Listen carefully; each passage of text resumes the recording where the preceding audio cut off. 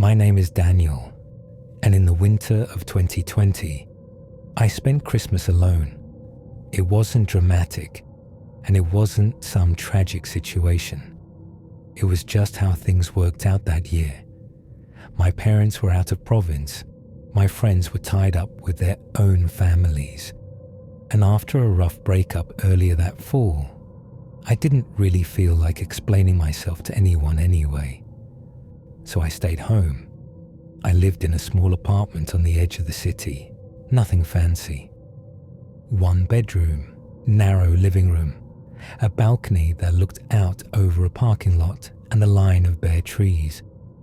I put up a small artificial tree, mostly out of habit, and wrapped a few things I'd bought for myself just to make the place feel less empty. On December the 23rd, I woke up later than usual. The apartment was quiet in that deep holiday way, like the whole city was holding its breath. That's when I saw the gift. It was already under the tree. At first, I didn't react at all. I genuinely assumed I'd wrapped it earlier and forgotten. That happens when you live alone. There's no one else to confirm your memory. But when I picked it up, something felt off. The weight was wrong. The paper was wrapped too carefully, the edges too clean. I'm not a neat wrapper. Inside was a cheap digital watch. The moment I saw it, my stomach tightened. I knew that watch. I'd lost it years earlier, back in 2014, at a public pool locker room across town. I remembered standing there afterward, checking every locker, hoping someone had turned it in. It never showed up. There was no logical reason for it to be in my apartment. I stood there for a long time, holding it, trying to convince myself there was some explanation I was missing. A friend, a joke, a coincidence so strange it only felt threatening. That night, I locked the door earlier than usual and double-checked the deadbolt before going to bed. On Christmas Eve, there was another gift. This one was bigger, wrapped in green paper. It hadn't been there when I went to sleep.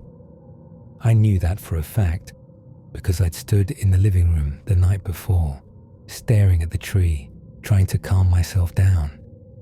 Inside the box was a framed photograph. It was of me. I was crossing the street outside my old workplace, mid-step, looking slightly to my left. I wasn't posing.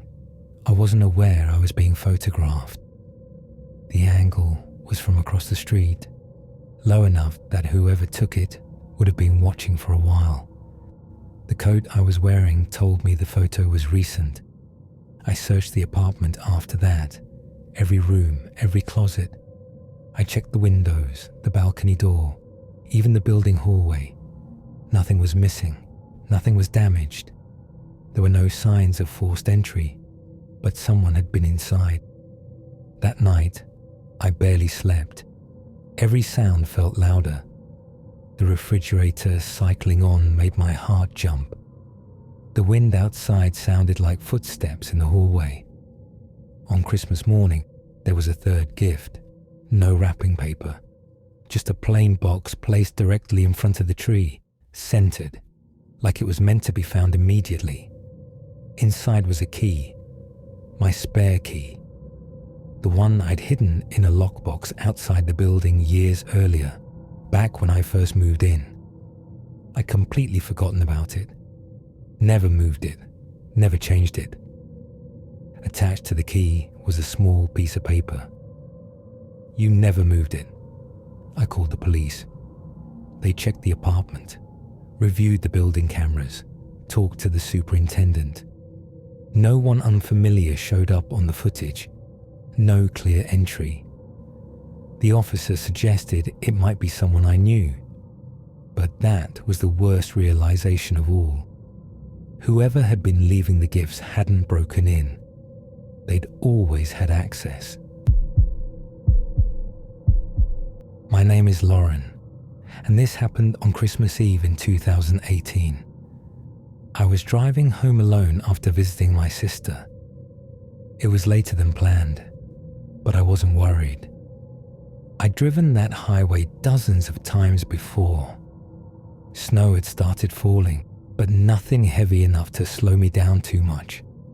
The road was quiet, almost empty. About 40 minutes in, I saw the van. A minivan pulled over on the shoulder, hazard lights blinking weakly through the snow. A man stood outside waving one arm. Through the windshield, I could see a woman in the passenger seat and what looked like a child in the back. I slowed down. As I got closer, something felt wrong. The van wasn't angled like a breakdown. It was parked neatly, almost carefully. And the man didn't look frantic. He wasn't pacing. He wasn't cold panicked. I cracked my window instead of getting out. "Are you okay?" I asked. "Our car won't start," he said calmly. "Phone's dead. Could you give my wife and kid a ride to the next town?" That's when I noticed the second man. He stepped into view from behind the van, like he'd been waiting for the right moment. Every instinct I had started screaming. "I can call roadside assistance," I said. "I'll pull ahead and..." "That won't help," the second man said. "No service out here." I looked at the woman in the passenger seat. She wasn't looking at me. She was staring straight ahead, hands clenched in her lap. "I'm sorry," I said. "I can't." The friendliness vanished instantly. "That's not very Christmas spirited," the first man said. I rolled up the window and drove. In my rearview mirror, I saw the hazard light shut off immediately. Later that night, after I got home, I checked the news. 2 people had gone missing on that highway. Their car was found abandoned, still warm. My name is Mark, and this happened during Christmas of 2015. My wife and I had just moved into a quiet residential street earlier that year. Mostly older homes, older neighbors, the kind of place where nothing ever really changes. People shovel their sidewalks, wave politely, and keep to themselves. The man who lived next door was named Frank. We didn't know much about him.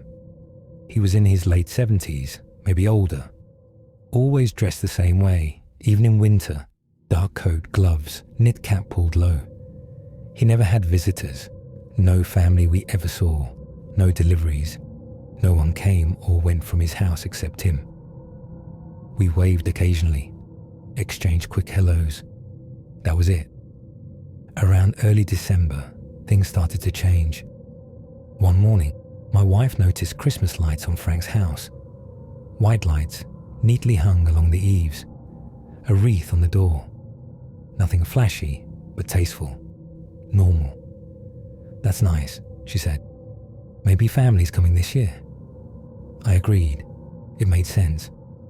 Christmas brings people together. We didn't think much of it. A few days later, packages started appearing on his porch. Small ones at first, then larger boxes. They were always delivered during the day, always left neatly by the door. But they never moved. They just sat there. That was the first thing that felt off. Still, we told ourselves the same thing everyone does. Maybe they were waiting until closer to Christmas. Maybe someone inside was sick. Maybe Frank just didn't go out much anymore. At night, his house was different. The light stayed on, every night, all night. Christmas music played softly from inside. Not loud enough to be intrusive, just enough that you noticed it when everything else was quiet. The same few songs, over and over. After a week, my wife mentioned something else.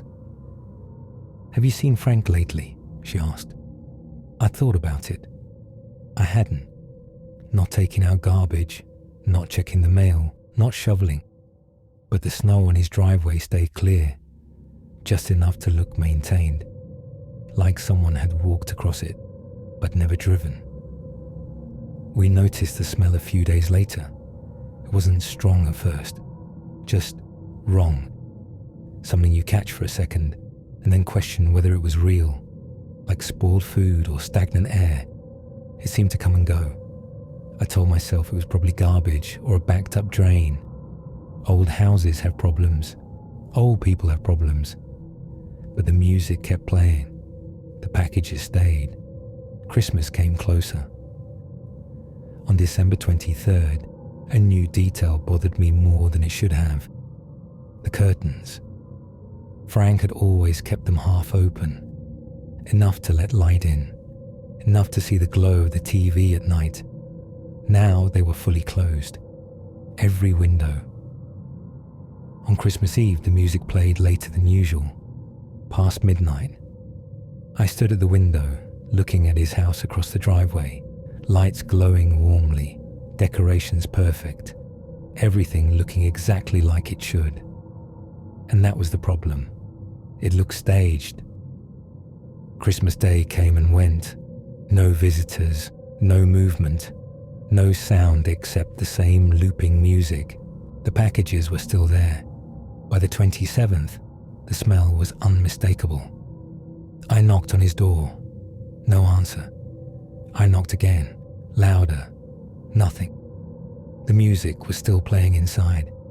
I called the non-emergency police line. I explained everything. The neighbor, the lights, the smell, the fact that no one had seen him in weeks. They came that afternoon. 2 officers, calm, professional. They knocked, announced themselves, tried the door. It was unlocked. They asked us to wait outside. From where we stood, we could still hear the music playing, cheerful, upbeat. It stopped suddenly. One of the officers must have turned it off. They were inside for a long time. When they finally came back out, one of them asked us a question that made my stomach drop. When was the last time you spoke to him? I tried to answer, but realized I couldn't. Weeks, maybe longer. They told us Frank had passed away in his living room. Natural causes. Based on what they could tell, he'd been gone for at least 3 weeks. I asked about the lights, the decorations, the packages. The officer hesitated before answering. Someone had been entering the house. They'd been decorating, turning lights on and off, playing music, bringing in packages to make it look like someone was home. Nothing had been stolen. They believed someone was using the house to avoid attention, maybe sleeping there, maybe using it as a temporary place to stay. Christmas was the perfect cover. People assume family visits, they assume noise, they assume activity. No one questions a house that looks festive. Frank had been gone for weeks, and someone made sure no one noticed. Even now, years later, every December when the lights go up, I think about that house, about how easy it is to make something look normal, and how sometimes the scariest thing about Christmas isn't what's missing. It's what looks exactly the way it should. Madness and Macabre.